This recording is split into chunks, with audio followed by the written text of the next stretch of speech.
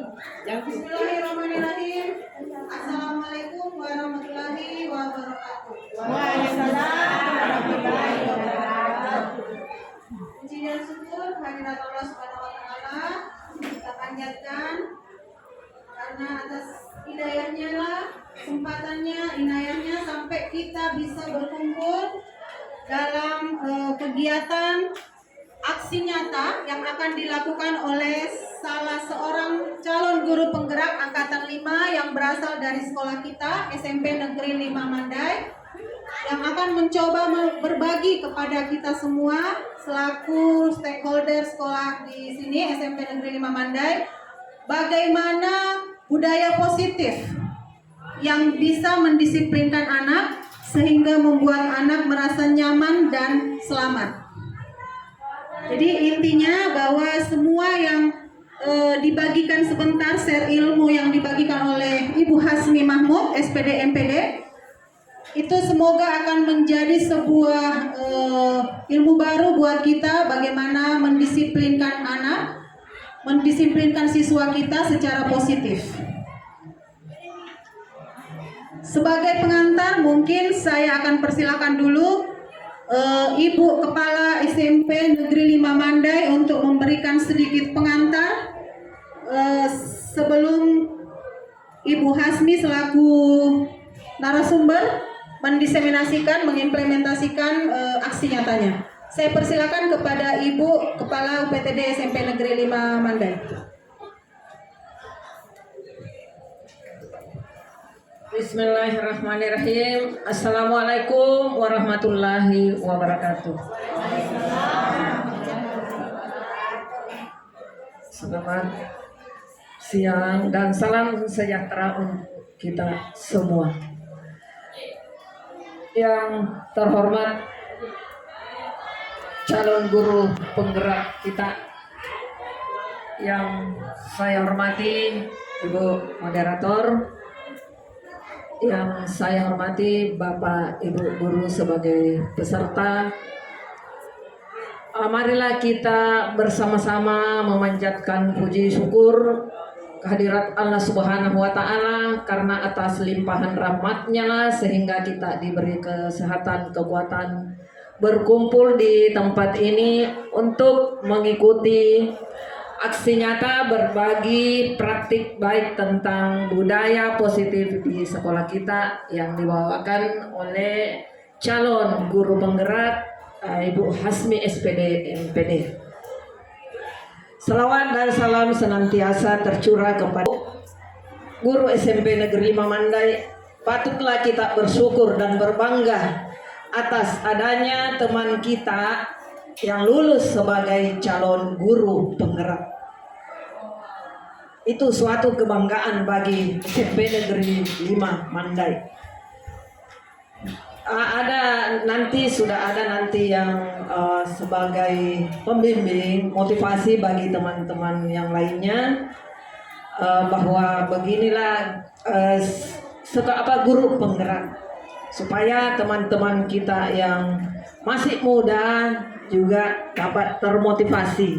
Ada yang bisa, ada yang dapat mungkin, tetapi karena umur juga dibatasi sehingga mundur dengan sendirinya. Semoga kegiatan yang dilakukan oleh Ibu Hasmi ini dapat bermanfaat untuk kita semua dan terkhusus untuk dirinya sebagai calon guru penggerak. Selamat melaksanakan dan teman-teman selamat mengikuti dengan seksama. Semoga apa yang dilakukan ini dapat bermanfaat ke depan untuk diri Ibu Hasmi sendiri dan juga sekolah pada umumnya. Terima kasih. Sekian pengantar dari saya. Assalamualaikum warahmatullahi wabarakatuh.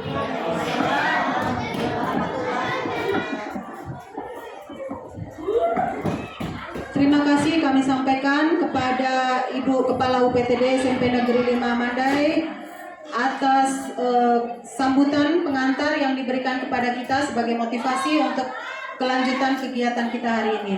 Perlu kami sampaikan bahwa CGP kita ini, Bu Hasmi Mahmud ini setiap akhir modul akan melaksanakan aksi nyata seperti ini. Untuk apa? Bertujuan agar seluruh ilmu yang didapatkan oleh Ibu Hasmi Mahmud itu terdiseminasikan kepada kita semua.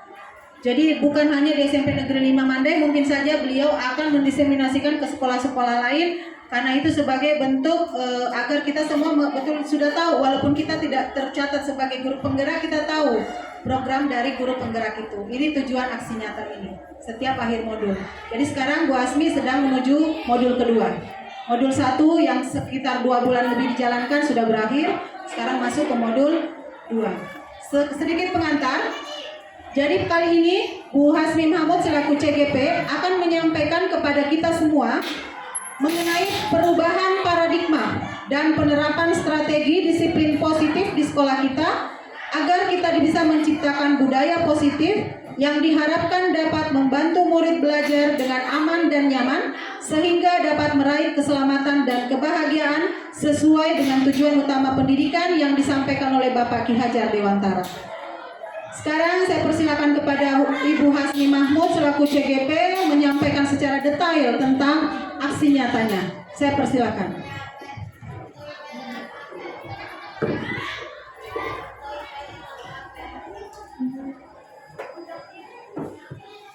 Bismillahirrahmanirrahim.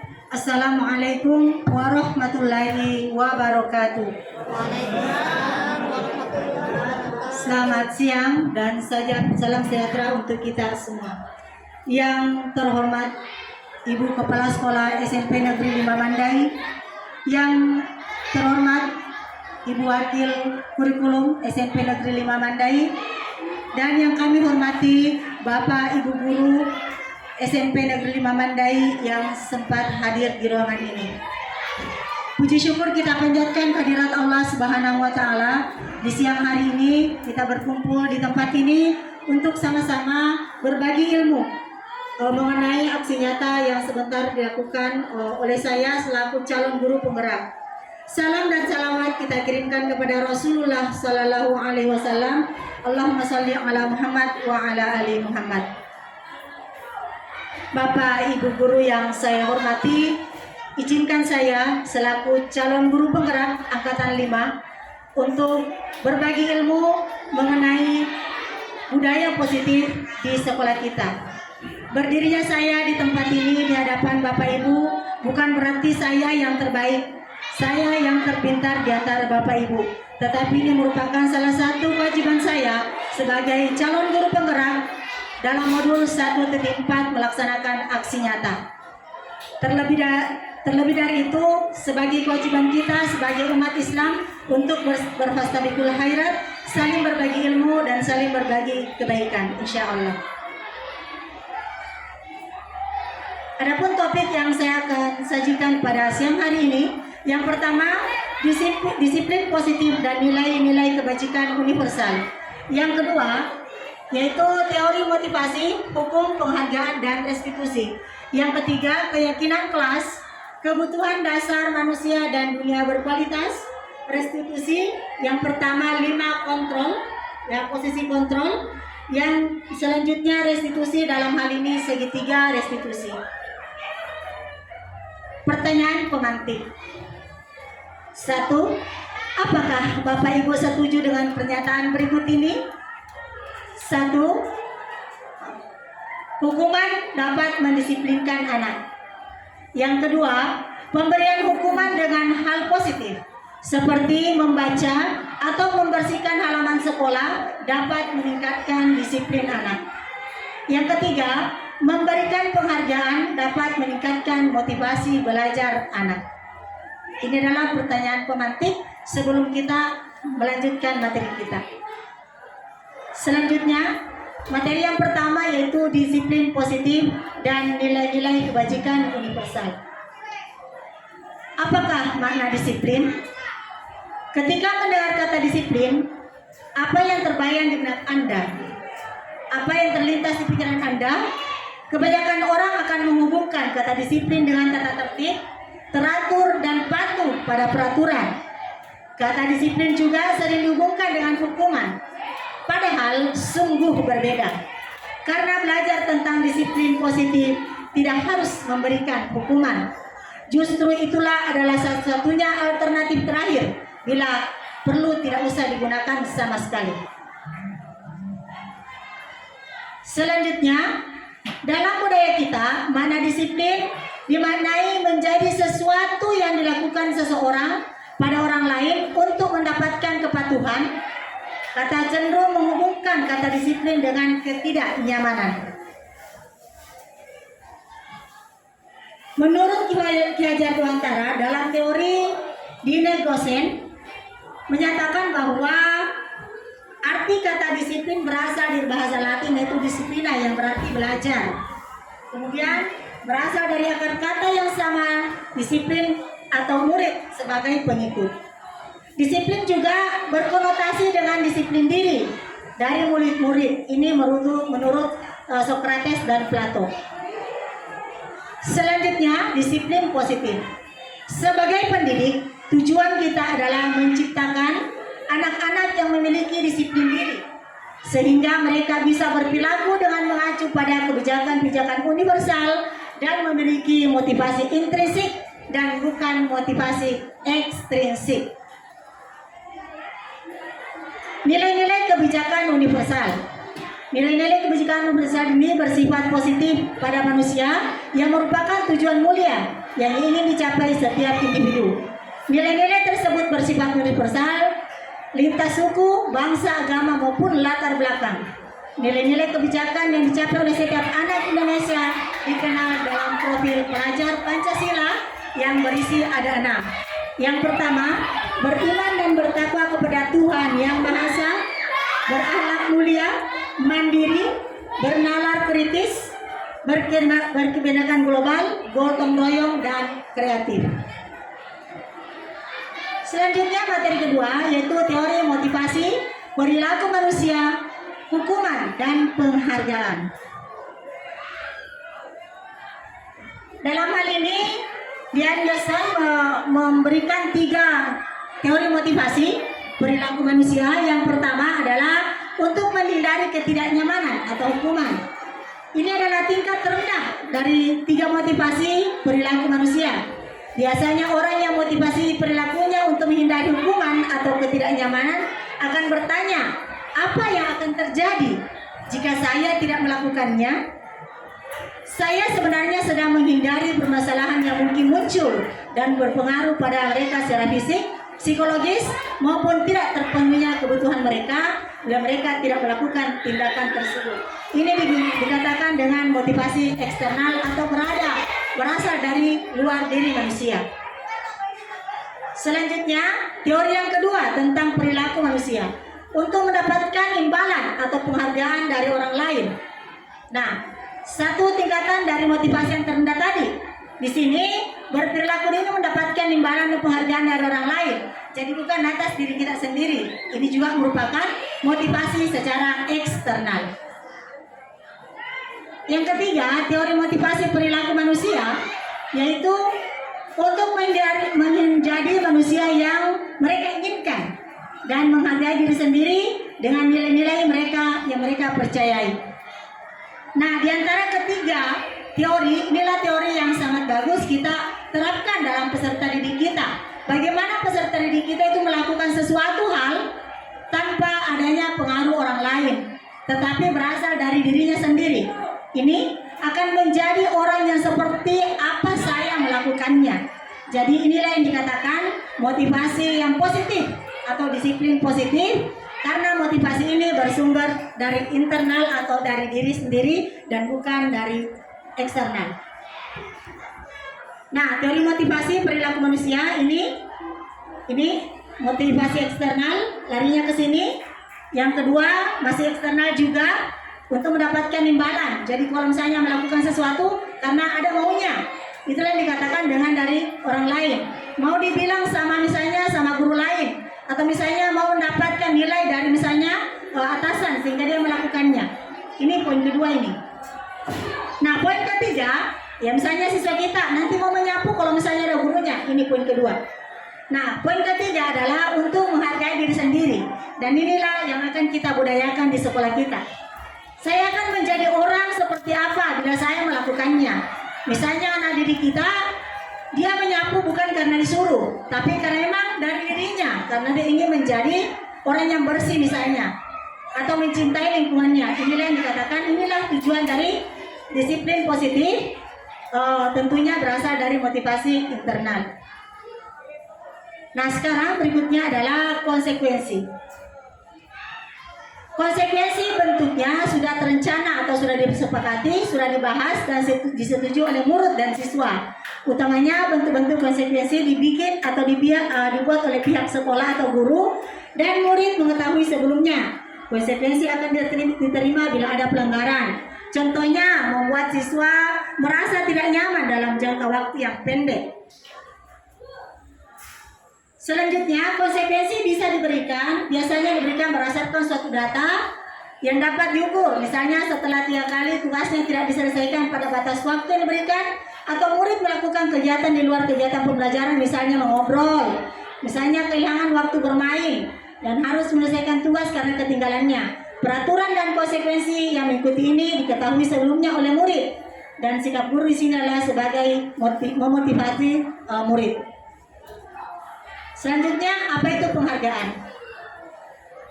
Alif Khan mengatakan di sini juga sebagaimana bukunya pada tahun 1993, ada juga di Maret 1995, penghargaan merupakan hukuman maupun hukuman adalah cara-cara mengontrol perilaku seseorang yang dapat menghancurkan potensi untuk pembelajaran yang sesungguhnya. Menurut Tuhan, secara ideal, tindakan belajar itu sendiri adalah penghargaan sesungguhnya. Tuhan selanjutnya juga mengemukakan beberapa pernyataan dari hasil pengamatannya selama ini tentang tindakan memberikan penghargaan dan nilainya sama dengan menghukum seseorang. Selanjutnya masih penghargaan itu ada penghargaan jangka panjang dan ada penghargaan jangka pendek.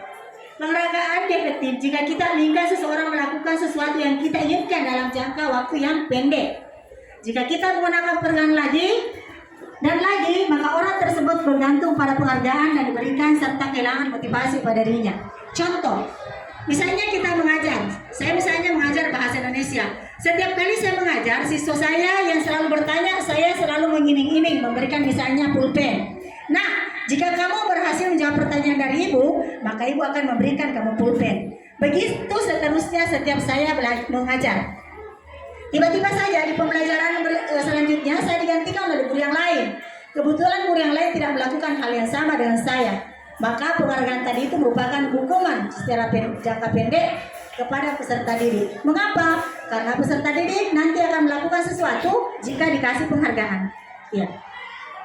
Nah, selanjutnya jika kita mendapatkan penghargaan untuk melakukan sesuatu yang baik, maka selain kita sendiri senantiasa berharap mendapatkan penghargaan tersebut lagi, kita pun menjadi tidak menyadari tindakan yang kita akan lakukan. Selanjutnya, restitusi. Restitusi adalah proses menciptakan kondisi bagi murid untuk memperbaiki kesalahan mereka, sehingga mereka bisa kembali pada kelompok mereka dengan karakter yang lebih kuat. Restitusi juga merupakan proses kolaboratif yang mengajarkan murid untuk mencari solusi dari masalah mereka dan membantu murid berpikir tentang orang seperti apa yang mereka inginkan atau tujuan mulianya dan bagaimana mereka harus melakukannya untuk memperlakukan orang lain. Ini menurut dosen 2004. Selanjutnya, ini restitusi membantu murid memiliki tujuan disiplin positif dan memulihkan dirinya setelah berbuat salah. Penekanannya bukan pada bagaimana berperilaku untuk menyenangkan orang lain atau menghindari ketidaknyamanan, namun tujuannya adalah menjadi orang yang menghargai nilai-nilai kebajikan yang mereka percayai. Selanjutnya, restitusi itu merupakan pendekatan ketika murid berbuat salah. Guru akan menanggapi dan mengajak murid berefleksi tentang apa yang mereka lakukan untuk memperbaiki kesalahannya. Itulah yang dikatakan dengan restitusi. Jadi kalau misalnya siswa kita ada kesalahannya, kita tidak langsung memberikan solusi atas mereka apa yang mereka lakukan, tetapi kita mengajak dia berefleksi tentang apa yang dia lakukan. Kemudian restitusi memberikan peluang bertumbuhnya karakter. Nah, pada saat siswa kita sudah diberikan kesempatan untuk memperbaiki, maka dia akan kembali ke kelompoknya atau ke komunitasnya atau ke kelasnya dengan memperbaiki karakternya. Dan begitulah cara hakikat kita belajar atau mengajari murid kita. Selanjutnya ada 9 ciri restitusi. Yang pertama, bukan untuk menebus kesalahan, namun untuk belajar dari kesalahan. Yang kedua, memperbaiki hubungan. Yang ketiga, tawaran, bukan paksaan. Jadi restitusi itu bukan memaksa, tapi memberikan tawaran kepada peserta didik kita atas masalah yang telah mereka lakukan agar dia sendiri yang menyelesaikannya masalahnya, mencari sendiri solusinya tentang apa yang telah mereka lakukan. Selanjutnya, restitusi itu menuntun untuk melihat ke dalam diri. Jadi merefleksi dirinya kembali seperti apa tadi saya. Kemudian restitusi mencari kebutuhan dasar yang didasari atas tindakan. Restitusi diri adalah cara yang paling baik. Restitusi fokus pada karakter, bukan pada tindakan. Kemudian restitusi berfokus pada solusi. Ya, restitusi itu adalah untuk mencari solusi apa permasalahan yang telah dilakukan. Restitusi mengembalikan murid yang telah berbuat salah pada kelompoknya. Nah, di sini dapat dilihat, di sini ada hukuman, di sini ada konsekuensi, dan di sini ada restitusi. Inilah perbedaan. Nah, saya secara pribadi saja, selama menjadi guru, sebelum mengetahui teori ini, saya selalu sebagai penghukum di sini. Iya. Ada sedikit kesalahan murid kita dihukum tanpa ditanya dulu, langsung dihukum. Kita tidak mengetahui latar belakang, misalnya siswa kita terlambat, ya terlambat masuk pembelajaran kita. Kenapa kamu terlambat? Coba kamu langsung beri hukuman tanpa harus ditanya dulu. Kenapa nak? Ada apa? Mungkin dia terlambat bangun. Kenapa terlambat bangun? Mungkin dia membantu orang tuanya di rumah dan seterusnya. Ini Bu, perbedaan antara ada kalimat-kalimatnya di sini antara restitusi, konsekuensi, dan hukuman. Dan inilah disiplin di sini. Yang paling kita inginkan adalah yang terakhir, yaitu restitusi. Seperti ini. Ya. Di sini ada bagian-bagiannya, kalimat-kalimatnya. Kalau restitusi itu ini merupakan pilihan, kemudian menguatkan murid, ya. Kemudian korban mendapatkan ganti. Ganti di sini artinya mendapatkan sesuatu hal dari dirinya sendiri. Dia sendiri yang memperbaiki dirinya. Ya, kemudian ini perbedaan antara hukuman dan konsekuensi. Hukuman dan konsekuensi di sini yaitu di sini dapat dilihat hukuman itu menyakiti dan itu secara fisik, ada juga hukuman secara non fisik. Kemudian anak membenci disiplin, kemudian adanya kepaksaan mendorong anak untuk menyakiti diri sendiri, konsep diri yang buruk. Anak belajar menyembunyikan kesalahan, kemudian ada rasa marah, rasa bersalah, dipermalukan, dan rasa tidak dihargai. Itu yang dikatakan dengan hukuman. Sekarang konsekuensi, itu sudah terjadi sesuatu yang harus terjadi, kemudian membuat anak merasa tidak nyaman dalam jangka yang pendek. Kemudian anak menghargai disiplin, kemudian ada stimulus dan tanggapan, mendorong anak untuk menyesuaikan diri, dan konsep diri yang baik. Anak belajar untuk mematuhi peraturan dan kehilangan hak dibuat atau tidak nyaman diasingkan untuk sementara. Selanjutnya di sini ada beberapa tindakan guru dan ini yang biasanya kita lakukan, terutama secara pribadi, saya jujur mengakuinya. Ada beberapa tindakan di sini yang sering kita lakukan, ya. Nah di sini kita diberikan pilihan. Bukan pilihan, tapi sudah ditentukan misalnya seperti ini. Mencatat 100 kali dalam buku kalimat saya tidak akan terlambat lagi karena terlambat ke sekolah. Ini merupakan hukuman Bapak Ibu ya, hukuman. Ya. Kemudian lari mengelilingi lapangan basket 2 kali karena terlambat hadir di sekolah. Ini hukuman juga. Kemudian murid diminta push up 15 kali karena tidak menggunakan masker ke sekolah. Ini juga hukuman. Menggantikan kertas tugas teman yang telah dicoret-coret, ini adalah konsekuensi karena sudah ada perjanjian sebelumnya sebelum kita anak tersebut melakukannya. Ada perjanjian di kelas, namanya kesepakatan kelas. Kemudian membersihkan tumpahan air di atas meja tulis karena tersenggol pada saat belajar, ini adalah konsekuensi. Kemudian murid tidak disuruh lagi mengenakan sepatu seharian. Biasanya ini terjadi kalau ada anak siswa kita yang melanggar warna sepatu, maka dia dihukum dengan dia tidak mengenakan sepatu seharian. Ini termasuk hukuman. Lari mengelilingi lapangan sama tadi adalah konsekuensi. Nah, selanjutnya materi yang ketiga adalah keyakinan kelas. Mengapa tidak peraturan saja? Mengapa harus keyakinan kelas? Jadi Bapak Ibu, ternyata ada teori baru. Misalnya pada saat di tahun ajaran baru itu, sebelum peserta didik kita masuk atau kita bergabung dengan anak kita, maka kita melakukan keyakinan kelas. Di kelas kita itu kita bisa dengan menempel anak-anak, semua siswa memberikan keyakinan kelasnya masing-masing. Ya, seperti itu. Ini nilai-nilai keselamatan dan kesehatan yang akan diyakini dalam satu kelas. Jadi semua siswa membuat keyakinan kelas, dan itulah nanti akan kita sepakati seperti itu. Nilai-nilai kebajikan menekankan pada keyakinan seseorang yang lebih motivasi seseorang akan lebih tergerak dan bersemangat untuk menjalankan keyakinan. Murid-murid pun demikian, mereka perlu mendengarkan dan mematuhi arti sesungguhnya tentang peraturan-peraturan yang diberikan. Kemudian apa tujuan utamanya dan menjadi tidak tertarik atau tidak takut sehingga sekedar mengikuti serangkaian peraturan-peraturan yang mengatur mereka tanpa memahami tujuan mulianya. Jadi ada pentingnya tadi keyakinan kelas. Pembentukan keyakinan kelas ini bersifat abstrak dan lebih terinci serta konkret. Keyakinan kelas berupa pernyataan-pernyataan universal. Kemudian keyakinan kelas dibuat dalam bentuk positif. Keyakinan kelas hendaknya tidak terlalu banyak sehingga mudah diingat atau disepakati oleh semua pihak kelas. Keyakinan kelas sesuatu yang dapat diterapkan, jadi jangan mengada-ada. Kalau hanya 3 poin yang dapat diterapkan, itu saja. Kemudian semua warga kelas hendaknya mengikuti atau berkontribusi dalam pembuatan keyakinan kelas tersebut. Kemudian bersedia meninjau kembali keyakinan tersebut tersebut dari waktu ke waktu. Nah, ini Bapak Ibu pedoman kita. Misalnya mungkin pada tahun ajaran baru nanti kita akan melakukan keyakinan kelas, ada namanya tabel T dan ada namanya tabel Y. Nih, seperti ini. T itu terlihat, terdengar, berperilaku seperti ini. Contoh saja ini. Jadi kita bisa membuat yang lebih dari ini. Ini hanya contoh. Misalnya memegang barang orang lain hanya dengan dirinya, mendengar dengan seksama, ya senantiasa berbuat yang baik-baik. Kemudian terdengar satu orang bicara, yuk kita bantu. Itulah misalnya yang akan kita lakukan di kelas.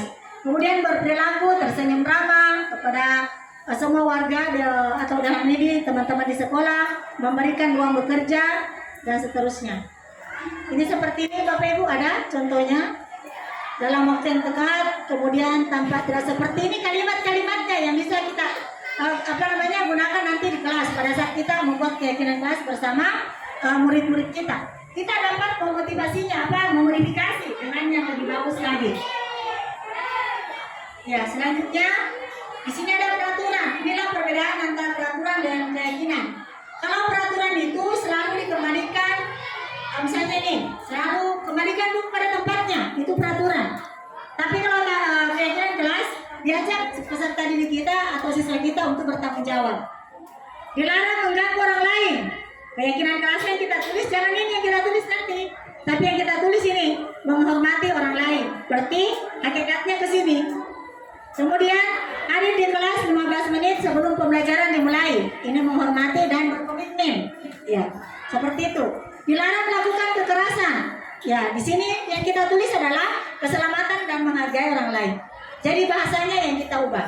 Sehingga ada keinginan dari peserta didik kita tanpa dipaksa pun dia akan mengikutinya. Selanjutnya misalnya gunakan masker. Ya. Bahasanya untuk keyakinan kelas kesehatan keselamatan, kesehatan. Kemudian jangan berlari ke kelas atau koridor. Ini keselamatan dan keamanan. Inilah peraturan dan keyakinan kelas, perbedaan di antara keduanya. Selanjutnya yaitu kebutuhan dasar manusia. Kebutuhan dasar manusia Bapak Ibu, bukan hanya peserta didik kita, tetapi semua manusia membutuhkan ini. belonging atau kasih sayang dan dapat merasa diterima. Kemudian penguasaan atau power. Kemudian selanjutnya fun atau kesenangan. Kemudian freedom atau kebebasan. Nah, dalam proses pembelajaran terkadang inilah yang tertindis atau mungkin lupa kita lihat pada sisi peserta didik kita, sehingga bisa saja ada di antara peserta didik kita yang hilang akan hal ini, kebutuhan dasarnya. Oke. Yang pertama belonging, kasih sayang dan rasa ingin diterima. Biasa di kelas ada anak-anak kita selalu minder. Iya. Bahkan ada juga anak-anak kita itu selalu mencari perhatian. Mungkin saja di rumahnya dia kurang kasih sayang. Ini. Ya. Dia selalu minder, mungkin karena postur tubuhnya, atau karena dia terlalu kecil dan seterusnya, atau mungkin karena warna kulitnya yang hitam, sehingga dia merasa tidak diterima di komunitas itu, sehingga dia merasa ini. Makanya kewajiban kita lah ini untuk menghidupkan. Harus dilihat semua kebutuhannya anak-anak. Kemudian power atau penguasaan dirinya seperti ini. Kemudian ini fun, dia merasa kesenangan. Bahasa itu ada siswa memang dia sudah menyapu temannya, dia tetap menghambur-hambur karena dia merasa senang. Dia merasa bermain-main dengan hal itu. Nah, ini perlu diperhatikan, ini ada apa? Berarti dia mungkin butuh permainan dan seterusnya. Kemudian freedom. Freedom ini adalah kebebasan. Ya mungkin di rumahnya terlalu tertekan dan lain sebagainya, sehingga dia di sekolah mencari kebebasan. Ini seperti ini. Inilah kebutuhan dasar, 5 kebutuhan dasar manusia yang harus dilihat, terutama dari di sekolah. Untuk peserta didik kita harus seperti ini. Dan ini banyak sekali kasus yang kita jumpai di kelas kita yang sering terjadi seperti ini. Kemudian ini kebutuhan bertahan hidup merupakan kebutuhan psikologis untuk bertahan hidup, misalnya rumah, kesehatan dan sebagainya.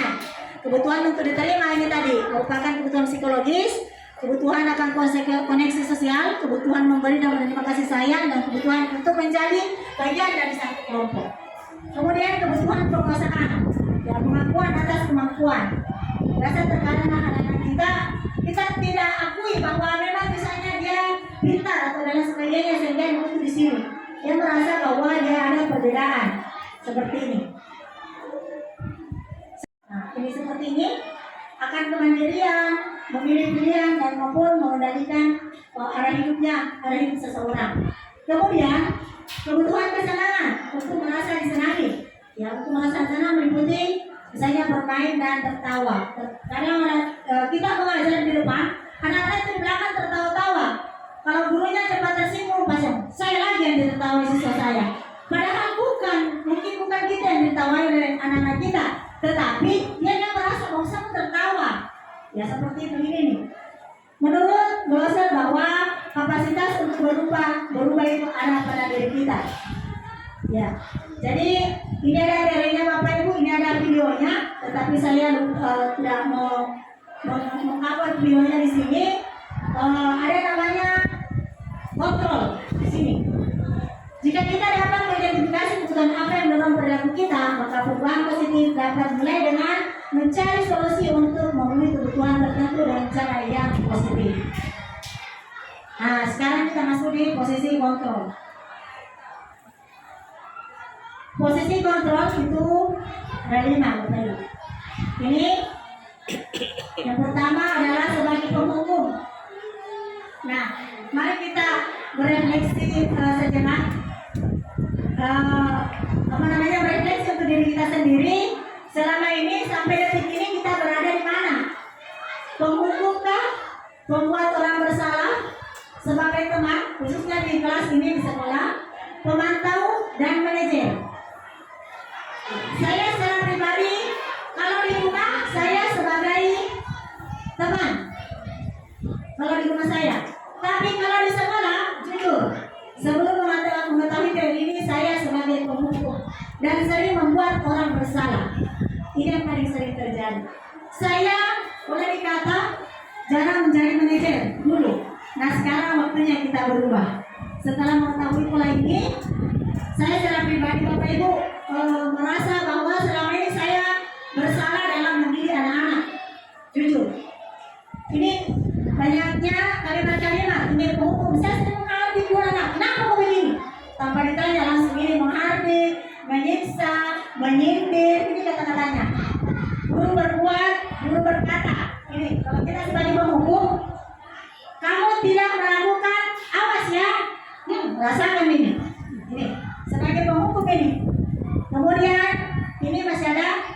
ya memberontak, menyalahkan orang lain, berbohong dan seterusnya.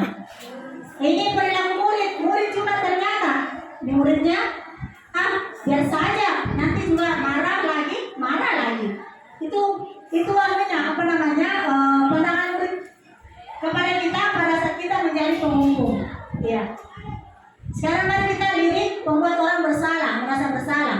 Di sini orang artinya siswa. Kalau kita berada di posisi ini, selalu berceramah dan menyalahkan. Seharusnya kamu begini loh, begitu selalu kita. Seharusnya kamu begini loh, ibu sangat kecewa loh dengan tindakan kamu. Nah ini dia, kita membuat orang bersalah dengan kalimat-kalimat kita. Kamu seharusnya, kamu sudah tahu kan? Biasa begitu. Dan ini memang lumrah. Manusia biasa itu selalu berada di posisi ini. Dan inilah mungkin akan kita bukan juga secara membalikkan telapak tangan, secara mengubahnya tapi perlahan insya Allah. Ini menyembunyikan atau mengangkat atau membohong murid, menetapkan murid dan seterusnya ini. Ya. Kemudian selanjutnya sebagai teman. Ya. Terkadang kita menjadi teman, tapi mungkin tidak selalu teman untuk diri siswa kita. Ini menimbulkan alasan-alasan untuk murid. Ayolah, lakukan demi ibu. Kan biasa begitu. Di rumah juga. Tidak, ayolah, lakukan demi mama. Ayolah, lakukan demi bapak. Ini sebagai teman ini kalimat-kalimat kita. Ini adanya ketergantungan, kemudian murid menetapkan guru sebagai orang yang sangat penting dalam dunia berkualitas. Ya. Kemudian teman dan tidak mandiri dan selalu bergantung. Kalau kita sebagai teman, maka murid kita itu bergantung pada diri kita. Sebagai pemantau, ini pemantau ini, ya. Apa peraturannya? Misalnya anak yang tidak pakai sepatu ke sekolah atau transportasi. Kamu tahu peraturannya nak? Nah, ini sebagai pemantau ini. Kita. Yang terakhir adalah sebagai manajer. Ini yang bukan katakan sulit atau susah, tapi inilah yang akan kita perjuangkan untuk nilai positif pada budaya positif di sekolah kita. Ini Bu, Bapak Ibu. Ya, menghargai diri sendiri. Kita di sini sebagai guru, sebagai manajer. Ya, manajer itu mengajukan beberapa pertanyaan. Contoh tadi, anak kita mungkin terlambat masuk di kelas. Kita langsung jangan, kenapa kamu terlambat? Coba berdiri di depan. Ini berarti kita masih di sini. Itu ini. Tapi kalau misalnya anak kita tadi terlambat, terus misalnya, nah ditanya, bolehkah kamu menjelaskan mengapa kamu terlambat? Nah, sudah ini sudah manajer ini. Apa yang kita yakini, apa yang kita bisa kerjakan? Kira-kira apa yang bisa kamu lakukan supaya besok kamu tidak terlambat lagi? Ini manajer, posisi manajer di sini. Dan seterusnya Bapak Ibu, nanti banyak akan saya bagi insya Allah. Nah, ini pernyataan ini, inilah tadi pernyataan yang sering kita ungkapkan kepada anak-anak. Di sini siapa yang mengatakan? Ya, membuat orang bersalah, ini kata-katanya, kalimatnya. Kemudian penghukum, ini kalimatnya. Seperti ini. Sebagai teman, ayolah, lakukanlah demi ibu, demi bapak. Kemudian sebagai pemantau, apakah kamu dapatkan stiker berbintang hari ini? Selalu dipantau tuan anak. Jadi sekarang kita memilih mau di posisi mana. Yang jelas,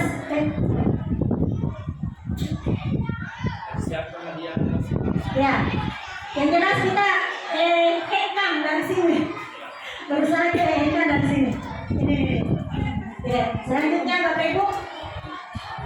Sisa beberapa menit misalnya hampir. Restitusi adalah suatu proses menciptakan kondisi bagi murid ya untuk memperbaiki kesalahan sehingga mereka bisa menjadi kembali pada kelompoknya dan karakter murid lebih kuat. Nah, tadi beberapa kalau kita tadi sebagai manajer kita sudah melihat tadi itu, maka kita akan mengalami namanya restitusi. Kalau misalnya ada siswa kita yang melanggar, kita akan melakukan hal ini. Ya, selanjutnya ini dia segitiga restitusi. Dan inilah kemarin yang dipraktikkan, yang merupakan harus diperhatikan kepada anak-anak. Bagaimana segitiga ini dipraktikkan? Kapan itu sebagai validasi kebutuhan? Kapan menstabilkan identitas? Kapan menanyakan keyakinan. Ya. Di kemarin itu kita disuruh membuat satu kasus dan harus ada semua ini pertanyaan-pertanyaan ini yang harus ada di video itu, kemudian kita diminta untuk melakukannya. Dan saya yakin Bapak Ibu semua yang ada di sini kita sudah lakukan sebenarnya. Cuma terkadang kita tidak mengetahui bahwa ini di bagian mana dan di bagian mana. Seperti ini segitiga restitusi, ada validasi kebutuhan, ada menstabilkan identitas, ada menanyakan keyakinan. Seperti itu. Seperti ini menstabilkan keyakinan. Pertanyaan kita kepada siswa, setiap orang pasti pernah melakukan kesalahan. Kamu bukan satu-satunya yang pernah melakukan hal ini, dan seterusnya. Ini kalimat-kalimat yang akan kita lontarkan kepada anak-anak kita jika anak-anak kita melakukan suatu pelanggaran. Ya, ini membuat anak gagal atau merasa bersalah terhadap dirinya sendiri, menstabilkan identitas. Ya, guru berkata berbuat salah itu adalah manusiawi. Ya, kita pasti bisa menyelesaikan permasalahan ini. Bapak Ibu tidak tertarik untuk mencari siapa yang salah dan siapa yang benar. Ibu lebih tertarik untuk menyelesaikan masalah ini. Kalau kamu menyalahkan dirimu sendiri terus-terus, apakah kamu bersikap baik pada dirimu sendiri? Ini semua adalah model-model pertanyaan dalam menstabilkan identitas. Selanjutnya validasi kebutuhan. Seperti ini Bapak Ibu. Ya. Membantu siswa, guru bertanya, kamu bisa saja kan melakukan hal yang buruk, tapi kamu tidak melakukannya kan? Nah, ini biasa kita lakukan di siswa kita. Iya. Nah, kamu pasti punya alasan mengapa melakukannya. Sama tadi, kamu pasti punya alasan kenapa kamu terlambat nak ke sekolah. Oh iya Bu, saya tadi membantu mama saya membawa jualannya. Nah, berarti kita menggali siswa kita. Ya. Kemudian kamu boleh tetap berusaha menjaga sikap kamu, tapi tambahkan sikap yang lainnya. Nah, seperti ini. Maukah kamu belajar dengan cara lain untuk mendapatkan yang kamu butuhkan tanpa harus? Apakah kamu bisa melakukan dengan lebih baik lagi untuk hari esok? Ini adalah validasi kebutuhan anak. Ini Bu. Ini pertanyaan-pertanyaannya. Ya, selanjutnya menanyakan keyakinan. Keyakinan, kita mengingatkan kembali keyakinan kita. Ada tadi keyakinan kelas yang telah kita bahas, kesepakatan kelas bersama dengan murid. Inilah yang ditanyakan di sini. Anak melihat kesalahannya dihubungkan dengan norma sosial dan nilai-nilai yang mendasari manusia berinteraksi dengan orang lain. Ini guru bertanya, apa nilai yang kamu percaya di kelas kita? Jadi kasih ingat. Kemarin saya mengambil misalnya kasus bully yang pernah terjadi di sekolah kita. Ya, harusnya siswa itu ditanya, apakah kamu mengingat keyakinan kesepakatan atau aturan di sekolah ini? Misalnya tidak harus menghargai orang lain, berarti kita tidak boleh membuli seperti itu. Ya, misalnya ada siswa kita yang buang sampah, nggak usah langsung ditanya, bilang, woi kenapa kamu buang sampah di situ? Dikasih gini, kelas seperti apa yang kamu inginkan? Ini, ya. Pasti benar bahwa kelas yang bersih dan rapi pasti siswa akan begitu. Ya. Nah, ada nanti pertanyaan-pertanyaan lagi Bapak Ibu yang kita munculkan sehingga dia melakukan apa yang kita inginkan. Apakah apa yang kamu rasakan ketika kamu lakukan itu dan seterusnya. Ya. Ini Bu, ada lagi. Ini contoh-contoh pertanyaan. Contoh-contoh pertanyaan yang dapat kita berikan kepada siswa kita. Ya, apakah kamu ingin berbuat lebih baik? Ya, apakah saat ini kamu sedang menjadi orang yang sedang kau inginkan? Ya pasti bilang tidak Bu. Kenapa? Karena saya buang sampah. Kan seperti itu. Dia sendiri yang menjawab dirinya. Apakah kamu bisa mengubah kebiasaan? Iya Bu, pasti saya bisa. Besok saya tidak buang sampah lagi Bu. Nah, seperti itu. Walaupun pada dasarnya masih ada, tapi itulah pembiasaan Bapak Ibu. Peraturannya apa? Sepertinya kamu salah. Nah, sama seperti yang terlambat tadi anak kita. Sepertinya kamu ada masalah nak. Setiap ibu mengajar, kamu pasti selalu terlambat. Atau mungkin pada saat kita mengajar, anak kita selalu tidur di belakang.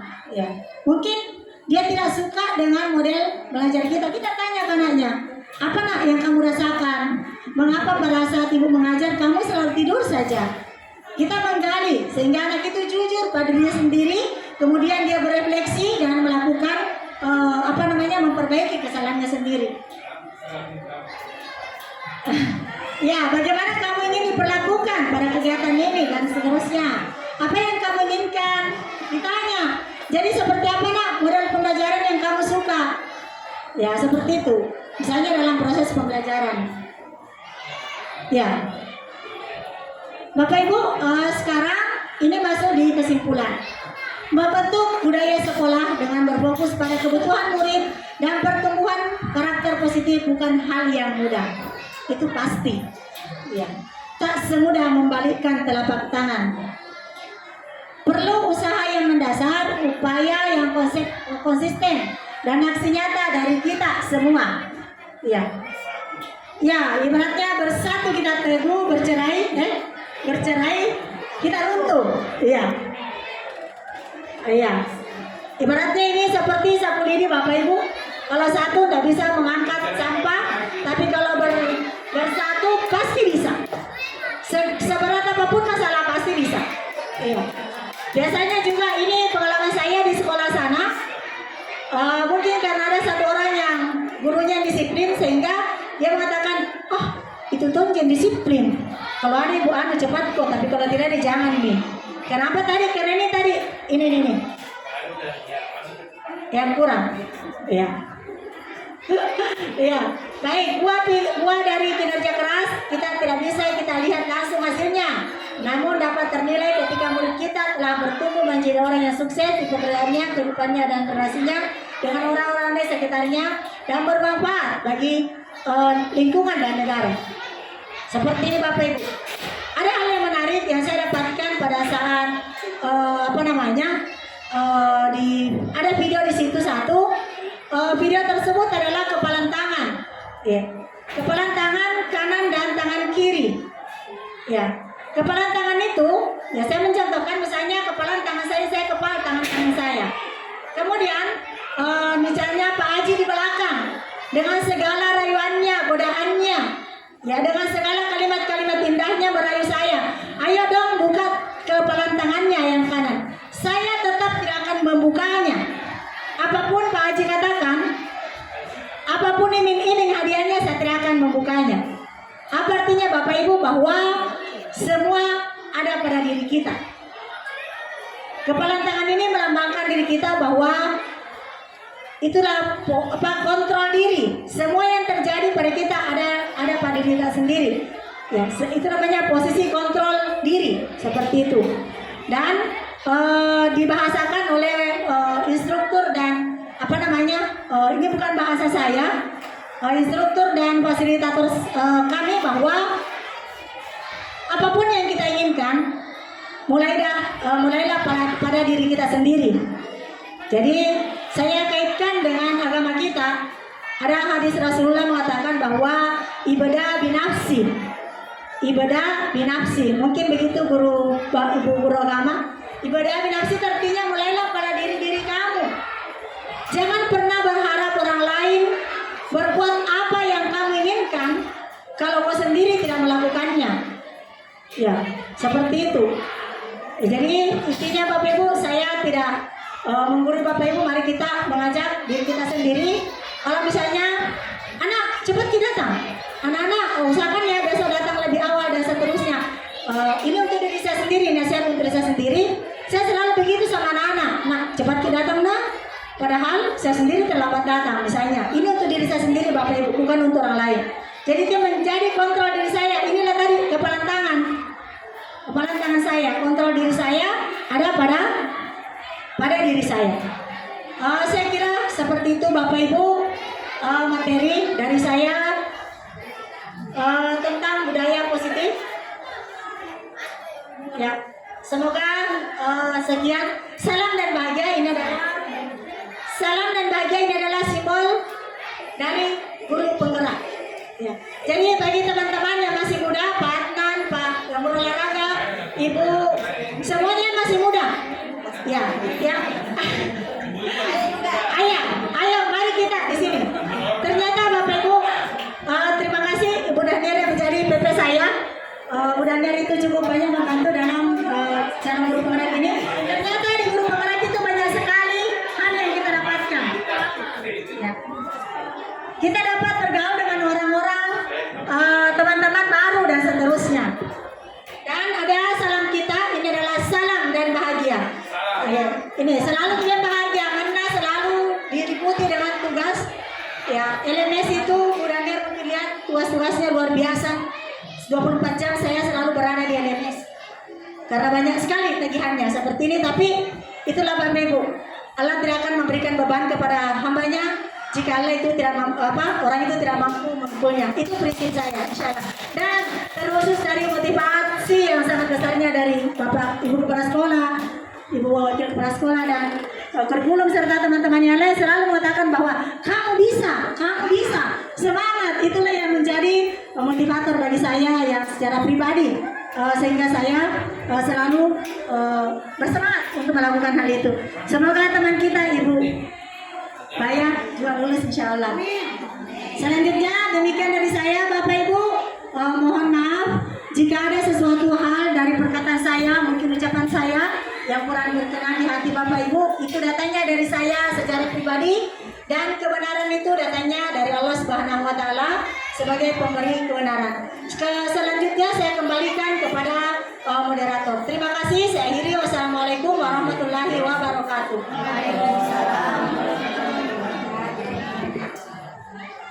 Terima kasih kepada Ibu Hasni Mahmud selaku CGP yang telah berbagi ilmu kepada kita semua. Saya selaku moderator mungkin bisa menyimpulkan sedikit bahwa ada beberapa istilah baru yang mungkin baru kita dengar hari ini, pertama restitusi, keyakinan kelas, posisi kontrol, kemudian segitiga restitusi. Jadi intinya seperti ini. Kita diharapkan selaku seorang pendidik, kita beralih dari pemberian hukuman dan pemberian motivasi serta pemberian konsekuensi, kita beralih kepada pemberian restitusi. Apa itu restitusi? Program menciptakan lingkungan yang dapat membuat peserta didik kita beralih dari kebiasaan buruknya kembali ke komunitasnya dengan membawa sebuah pelajaran baru, yaitu pembiasaan yang baik.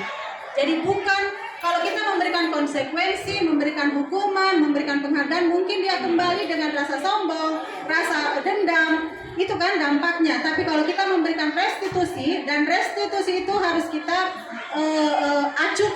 acuan kita untuk membuat segitiga restitusi, itu acuan kita itu keyakinan kelas. Dan keyakinan kelas yang kita buat, acuan kita itu ke kebutuhan siswa. Jadi ingat, sebelum melakukan proses restitusi, baik segitiga restitusi, sepakati dulu keyakinan kelas yang kita buat. Bahwa, jadi bukan misalnya, pungut itu sampah nak, kita tidak bilang tanggung jawab dong. Artinya kita membiasakan dengan istilah-istilah profil pelajar Pancasila. Jadi kita tidak menyuruh, tapi kita menanamkan sebuah profil atau karakter yang bisa dia bawa terus, dia ingat terus. Bukan merasa dia seolah-olah diperintah. Karena kalau dia merasa diperintah, dia akan melawan. Karena itu adalah hak anak, bebas. Itu intinya. Jadi segitiga restitusi adalah prosesnya. Sebenarnya kita sudah lakukan biasa. Terkadang kita memang mungkin karena pengaruh pikiran yang banyak, kita kan terkadang lepas kontrol. Sebenarnya proses restitusi kita sudah tahu sejak dulu. Cara menghadapi anak.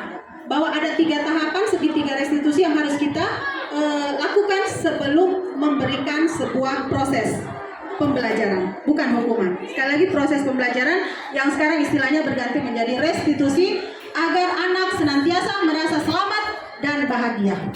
Ya, jadi tujuan guru penggerak ini, tujuan program pendidikan guru penggerak ini agar anak-anak kita semua senantiasa merasa selamat dan bahagia. Tidak ada dendam setelah dia bersalah, karena siapa tahu dia berkelahi, karena kita hukuman yang kita berikan sehingga dia dendam dengan orang lain, akhirnya menimbulkan percekcokan di luar sana, itu tidak selesai-selesai.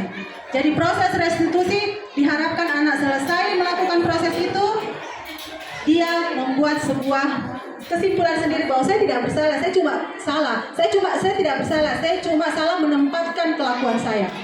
Seperti itu. Dan ada korban di balik ini. Itu intinya ya dari semua ini, bahwa ada namanya segitiga restitusi atau proses menciptakan kondisi bagi murid untuk memperbaiki kesalahannya sehingga dia bisa kembali ke komunitasnya tanpa beban atau merasa bersalah. Ya, dan ingat, proses restitusi dilakukan dengan mengacu kepada keyakinan kelas yang dibuat berdasarkan prinsip kebutuhan siswa. bahwa siswa perlu kasih sayang, perlu kebebasan, perlu happy, senang, dan perlu kekuasaan. Dia juga merasa bahwa saya punya hak di sekolah ini, saya punya hak di kelas saya. Ya, jadi kita jangan selalu menganggap bahwa kita ini guru, kita yang harus ditakuti, kita yang harus dipedomani, kita apa. Padahal ada tindakan kita mungkin yang secara tidak langsung diamati oleh siswa bahwa itu bukan tindakan yang baik. Ya, teman-teman, jadi bukannya menggurui, saya bersama Bu Cemi hanya berusaha belajar dan semoga apa yang kami tahu itu akan bisa kami implementasikan kepada teman-teman semua. Agar lebih paham, saya persilakan beberapa rekan mungkin yang ingin bertanya lebih jauh tentang hal ini. Silakan. Silakan Bu atau Emi. karena mic ada di saya. Oke, silakan Bu. Boleh. Silakan Ibu. Saya persilakan Ibu Wakas Kurikulum. Ini tidak restitusi ya, karena seperti penguasa karena mic-nya ada. Oke. Terima kasih. Assalamualaikum warahmatullahi wabarakatuh. Dan selamat siang. Terima kasih kepada Ibu CGP calon guru penggerak. Terima kasih ilmunya, dan saya yakin bahwa ilmu yang disampaikan ini tidak hanya sekadar didengar, dipahami, tapi yang harus dilakukan ya adalah perwujudannya ya. Saya langsung saja. Saya tertarik dengan pertanyaan pemantik tadi di awal, apakah bisa dilakukan reward dan punishment atau penghargaan dan hukuman. Kalau saya mendengar tadi, hukuman itu tidak bisa dilakukan di sekolah. Ya, yang ada adalah apa istilahnya tadi restitusi. Kalau hukuman tidak bisa dilakukan di sekolah, sebatas apa yang bisa dilakukan oleh sekolah? Kalau memang itu hukuman tidak bisa dilakukan. Kemudian yang kedua, bagaimana dengan tatibnya sekolah? Di mana kita tahu bahwa tatib itu ada dua hal yang diatur, perintah dan larangan. Ada perintah itu harus dilaksanakan dan ada larangan yang tidak boleh dilaksanakan. Itu sebuah tatib atau aturan. Nah, ketika ada larangan dan itu dilaksanakan oleh siswa di dalam tatib itu kan ada sanksinya, ada hukumannya. Nah, ini yang perlu saya pertanyakan. Apakah misalnya contohnya begini, siswa diharuskan mencukur rambutnya 321 itu setiap tanggal 5. Nah, kalau misalnya mereka tidak mencukur rambutnya, sebatas apa hal yang bisa dilakukan oleh sekolah bagi siswa yang tadi ini tidak mentaati peraturan? Ya, kalau misalnya memang tidak bisa dikasih hukumannya, kan biasa kan Pak Kama, ya lewat tanggal 5 awas digunting. Ya, dan sebagainya di tatib kita, misalnya sepatu harus ini. Nah, bagaimana kalau siswa kita mungkin nanti macamnya ya bisa kita komunikasi seperti hal-hal apa yang bisa dilakukan sehingga itu tidak dalam bentuk hukuman, tidak dalam kategori hukuman.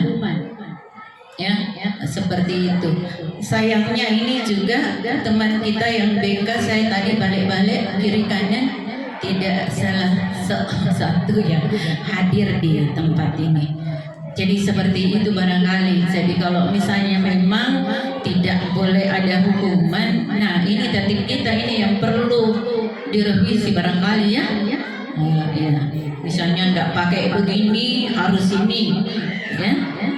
Kan itu.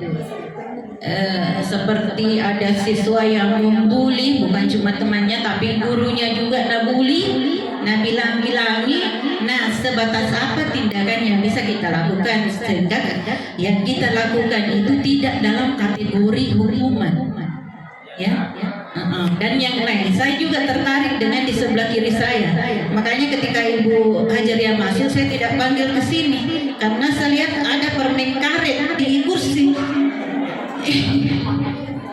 Nah, saya berpikir ini diapakan, ini anak-anak dibiarkan seperti ini atau bagaimana, dan sebatas apa tindakan yang bisa dilakukan untuk anak kita yang melakukan seperti ini. Karena saya takutnya ketika image mengenai hukuman itu tidak boleh, maka kita menjadi apatis atau masa bodoh atau takut untuk melakukan hal-hal yang seperti ini. Ya, jadi mungkin bisa dikasih pencerahan. Sekian. Assalamualaikum warahmatullahi wabarakatuh. Iya, silakan langsung dijawab Bu Hasne. Masya Allah, luar biasa. Ini kalau senior. Ya, terima kasih Bu Haji atas tanggapan baliknya yang sangat luar biasa. Di pertanyaan pengantin tadi, hukuman dapat mendisiplinkan. Muncul pertanyaan, apakah hubungan tidak bisa diberikan di sekolah? Dikaitkan dengan tata tertib. Apakah mesti tata tertib kita diubah atau direvisi, atau tidak perlu ada lagi tata tertib? Ya. Saya pikir Bapak Ibu, tata tertib itu perlu ada. Dalam proses memberikan dalam proses yang selama kita lakukan, seperti contoh yang diambil oleh Ibu Haji, misalnya setiap tanggal 7 anak-anak harus pendek rambutnya 321. Itu harus ada tata tertibnya, Bu. Tetap. Cuma dalam memberikan melayani siswa kita tadi itu yang misalnya rambutnya panjang, itulah pelayanannya yang harus diubah. Cara kita, misalnya langsung digunting rambutmu. Ya, walaupun misalnya sudah diedukasi setiap tanggal 15 tetap digunting. Nah, saya menarik sekali Ibu Haji. Ini ada contoh yang diberikan tadi Ibu Haji, ada di LMS saya. Ada LMS ini soalnya. Ada satu siswa, saya lupa namanya. Siswa tersebut datang tergopoh-gopoh ke sekolah dengan menggunakan sepatu warna coklat. Padahal kesepakatan di sekolahnya itu harus menggunakan warna hitam. Iya. Nah, ini yang menjadi topik pembicaraan kami di ruang elaborasi bersama dengan fasilitator 2 pekan lalu. Ya, di kelompok kami itu saya saat itu mempertahankan bahwa saya tetap ada pilihan yang memberikan hukuman, bukan hukuman tapi jadi pagi itu si A tergopoh-gopoh ke sekolah dan menggunakan baju sepatu warna coklat, kemudian ditahan oleh Pak Satpam, Pak Lukman namanya, Pak Satpamnya. Ya. Siswa tersebut, taruhlah saya kasih Tuti namanya, saya lupa namanya di LMS. Ditanya. Itu tadi pertanyaan restitusi yang diberikan. Nah, mengapa sepatu warna coklat? Bukankah kamu tahu bahwa peraturan kita warna apa? Iya Pak, saya tahu. Terus kenapa kamu menggunakan baju sepatu itu? Dia bilang saya terlambat Pak, sehingga saya lupa di mana sepatu saya yang hitam. Oke, begini, Bapak berikan 3 pilihan. Diberikan 3 pilihan oleh Pak Satpam, oleh Pak Lukman tadi itu. Yang pertama, kamu pulang mengambil sepatumu. Itu pilihan, namanya alternatif Ibu. Ya, itu metode restitusi. Yang kedua, kamu menelpon orang di rumah, bawakan sepatu ke sekolah. Yang ketiga, kamu buka sepatumu sekarang, masuk di kelas, dan kamu tidak bersepatu sepanjang hari karena sepatumu Bapak tahan. Silakan kamu pilih. Ya. Itu namanya restitusi Bapak Ibu. Dikasih pilihan anak. Jadi bukan kita menentukan hukumannya. Iya. Jadi ada tadi kalau tidak salah di slide selanjutnya bahwa kalau perlu hukuman itu tidak diberikan. Kalau perlu, ada kata perlunya. Kalau perlu hukuman itu tidak diberikan sama sekali. Tetapi saya tidak mengatakan bahwa tidak perlu ada hukuman di sekolah. Itu tetap tata tertib tetap ada. Karena itu yang mengikat sekolah kita, tata tertib. Mau jadi apa anak kita kalau tidak ada tata tertib? Allah saja aturan agama saja mengikat bahwa dua aturan kita, sunnah dengan Al-Quran, sama hanya dengan di sekolah. Itu tanggapan saya, Bu Haji. Jadi saat itu kami berkolaborasi antara kelompok A dengan kelompok B. Saya karena saya orangnya disiplin, maka saya mengambil kesimpulan bahwa saya tetap berpegang teguh pada keputusan saya. Kalau saya sebagai Pak Lukman, karena pertanyaannya, andaikan kamu sebagai Pak Lukman, apa yang kamu lakukan? Nah, di situ yang saya lakukan, kelompok kami lakukan adalah memberikan tadi pilihan itu, tetapi kalau tidak, ya tetap saya ambil sebetulnya karena aturan. Kalau hari ini muncul si titik 1, besok muncul si titik 2, besok muncul lagi si titik 3 dan seterusnya, maka akan menjadi sepatu coklat lah sekolah kita. Itu pendapat saya, Bu Haji, di kelompok saya. Nah, kelompok 2, kelompok 1 itu tidak. Dia mengatakan tidak, karena saya pakai hati. Wah, ini dia pakai hati katanya. Jadi kami berseteru pada saat itu di kelompoknya. Akhirnya tidak ada kesepakatan masing-masing di kelompoknya. Akhirnya setelah itu Pak Basir mengatakan semua jawaban tidak ada yang salah. Jawabannya kelompok 2 tidak salah, mungkin karena kondisi sekolahnya seperti itu, dan jawabannya kelompok 1 juga tidak salah karena mungkin kondisi sekolahnya seperti itu. Jadi itulah yang saya bisa sampaikan, Bu Haji, tentang pertanyaan Bu Haji. Tapi kalau saya secara tata tertib harus tetap ada dalam sebuah sekolah.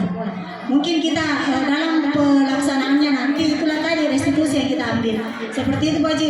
Jujur secara pribadi saya juga tidak terlalu banyak tahu hal ini karena kita memang masih dalam tahap belajar. Ya, kita masih dalam pembelajaran, masih ada 3 modul menanti di depan. Jadi seperti itu, Bu Haji. Mohon maaf jika tidak terlalu mengena mungkin. Saya kembalikan kepada moderator.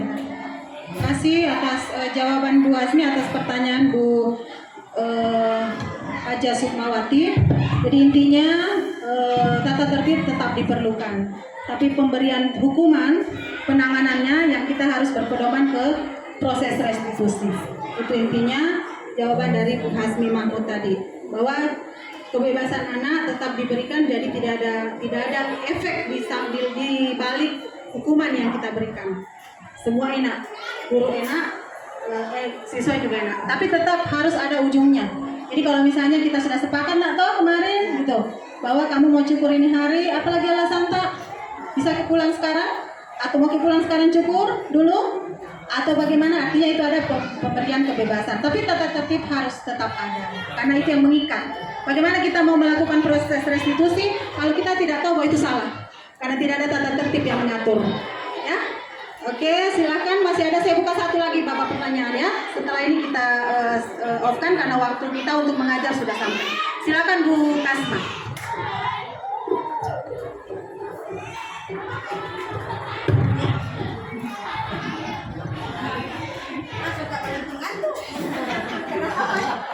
Bismillahirrahmanirrahim. Assalamualaikum warahmatullahi wabarakatuh. Sebelumnya saya sampaikan banyak terima kasih kepada Ibu CBG yang sudah memberikan banyak informasi tentang guru penggerak, ya, program-program guru penggerak. Ibu, yang ingin saya sampaikan, yang ingin saya tanyakan kepada Ibu, ya, tadi Ibu sudah jelaskan bahwa disiplin itu ada disiplin positif, ya. Disiplin positif itu kita sebagai pendidik, kita bertujuan mendidik dengan tujuan ingin menciptakan anak-anak yang memiliki disiplin diri sehingga mereka bisa berperilaku dengan mengacu pada nilai-nilai kebajikan universal dan memiliki motivasi intrinsik bukan ekstrinsi. Ibu, yang ingin saya tanyakan Ibu, kita kemarin setelah masa pandemi, kita banyak temukan anak-anak kita yang sulit sekali untuk mendisiplinkan dirinya. Terkadang kita menyampaikan dengan penyampaian sebagai seorang teman, karena saya ini guru juga yang terkenal galak mungkin sama anak-anak, tetapi saya juga kadang bisa menjadi teman untuk anak-anak. Saya pertama saya sampaikan dengan lemah lembut, yang kedua masih terlambat. Saya dapat informasinya lagi dari orang tuanya bahwa ini anak kalau datang kata mamanya dia pulang tidur dulu Bu. Nanti habis tidur baru dia datang ke sekolah. Setiap hari seperti itu. Nah, sekarang yang saya ingin tanyakan Bu, kalau Ibu temukan siswa seperti ini, bagaimana caranya Ibu bisa mendisiplin anak dengan metode restitusi, itu metode atau apa, dengan restitusi tadi? Ya, saya kira cukup Ibu pertanyaan saya. Terima kasih. Assalamualaikum warahmatullahi wabarakatuh. Waalaikumsalam warahmatullahi wabarakatuh. Terima kasih pertanyaannya. Mungkin sudah disimak ya Bu Hasmi ya. Silakan dijawab. Terima kasih Ibu Asma, guru yang hebat. Pertanyaannya dikaitkan dengan nilai-nilai kebajikan atau disiplin positif. Ya betul. Apalagi setelah pandemi, siswa kita banyak yang tanda petik moralnya sedikit mau dikontrol. Itu adalah PR yang besar untuk kita. Ada siswa tadi ada kasus, ini studi kasus lagi bahwa ada siswa yang selalu terlambat. Katanya setelah diantar oleh ibunya ke sekolah, dia pulang tidur dulu. Ya, inilah yang perlu kita cari dengan metode restitusi tadi. Ya, apa metodenya dicari, ya, apa penyebabnya, divalidasi dulu masalahnya, kemudian anak sendiri itu yang ditanya Ibu, jangan langsung dihukum. Kalau saya memang harus selalu diingatkan, namanya kebiasaan itu Ibu, selalu diingatkan. Disiplin itu tidak akan terjadi begitu cepat. Ya. Tapi harus selalu diingatkan anak-anak itu. Ya. Yang pertama kita lakukan adalah menstabilkan identitas. Seperti ini pertanyaan-pertanyaan kita. Jadi kita panggil anaknya, ya. Nah setelah itu kita tanyakan seperti ini, ya. Setelah itu kita adakan validasi kebutuhan ini, ya. Menanyakan keyakinannya. Nah terakhir kita tanyakan keyakinannya seperti apa di awal. Nah nanti jangan kita yang memberikan tawaran kepada murid, tapi dia sendiri, anak besok kira-kira apa penyebabnya itu sehingga terlalu terlambat. Ya Bu, begini dan seterusnya. Nah kalau seperti itu kira-kira apa kira-kira yang kamu lakukan? Ataukah memang kamu suka terlambat setiap hari? Oh tidak Bu, itu kan persoalannya. Terus apa kira-kira yang kamu lakukan supaya kamu tidak terlambat lagi besok dan seterusnya? Seperti itu Bu. Tetapi memang tanda petik, mohon maaf, saya tidak mengatakan bahwa anak yang nakal, tapi yang mau diperbaiki moralnya, itu bahasa saya, itu perlu diulangi Bu, Bapak Ibu. Selalu mau diulang. Ya. Dan tidak berhenti, itulah kenapa mengatakan teorinya Ki Hajar Dewantara bahwa guru itu menuntun. Iya. Guru itu menuntun peserta didiknya berdasarkan kodrat alam dan kodrat zaman yang dimilikinya agar menciptakan peserta didik yang bermanfaat dengan setinggi-tingginya, yang bermanfaat dengan setinggi-tingginya. Menuntun Ibu. Jadi digarisbawahi di situ di filosofi Ki Hajar Dewantara bahwa guru itu menuntun muridnya. Jadi kalau hari ini dituntun Ki, dia lagi kalau anak-anak berjalan dituntun Ki 1 tahun dulu, 3 bulan dituntun baru bisa begini. Itu namanya menuntun. Suatu saat nanti pada umur 2 tahun dia bisa berjalan dengan tegak. Ya seperti itu menuntun. Itulah yang kalau mengatakan Ki pesimisme saya, capek pas saya, karena seperti itu kita harus menuntun Ibu. Dan itu butuh kesabaran. Ya, butuh kesabaran yang luar biasa. Mungkin saya juga tidak memastikan diri saya bisa sampai di titik itu, tapi mari kita berusaha untuk menjadikan anak-anak kita itu lebih baik dan bermanfaat untuk orang lain. Saya kira seperti itu Ibu, tadi tahapannya saya berikan Ki. Terima kasih, pertanyaannya luar biasa. Mohon maaf, saya akan lagi untuk pertanyaannya tadi Baju Sukma. Pada saat nanti kami ada ruang elaborasi, kami akan lagi membawa masalah ini karena memang pada saat itu saya juga merasa bukan terpuaskan, tapi tidak begitu mengenang dengan pertanyaan tadi Bu Haji jujur. Saya juga sependapat dengan Bu Haji tadi, itu adalah masalah saya dan nanti akan saya bawa ke ruang elaborasi, mudah-mudahan bisa diterima oleh Bapak Instruktur. Saya kira seperti itu Bapak Ibu. Terima kasih, saya kembalikan kepada moderator. Ya, makasih. Demikianlah kegiatan kita hari ini terkait aksi nyata. Satu hal kita harus berprinsip bahwa kita guru ini memegang konsep prinsip Ki Hajar Dewantara. Saja tidak akan ingat Susun Tolodo, Tuturi Handayani, Imangun Karso. Artinya di depan kita memberi contoh, di samping kita menuntun, di belakang siswa kita menjaga, menopang ya. Menopang siswa. Itu konsep kita. Jadi terkadang kita sebagai teman di sampingnya, terkadang kita sebagai orang tuanya, dan kita terkadang sebagai hamba. Menghamba bukan menghamba kayak Allah ya.